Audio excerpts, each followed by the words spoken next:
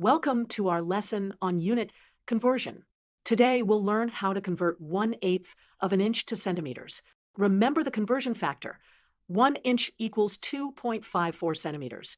Using this conversion factor, we can convert 1/8 of an inch to centimeters. We simply multiply 1/8 inch by 2.54 centimeters per inch. Let's write out that equation. Backslash RAC 1 ext inch times 2.54 ext centimeters slash inch equals backslash. Now we will calculate the result. 1/8 times 2.54 is 2.54 divided by 8.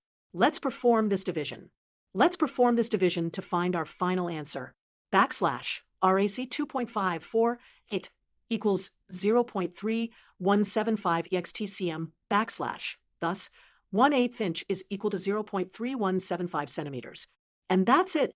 By using a simple conversion factor and multiplication, we can easily convert between inches and centimeters.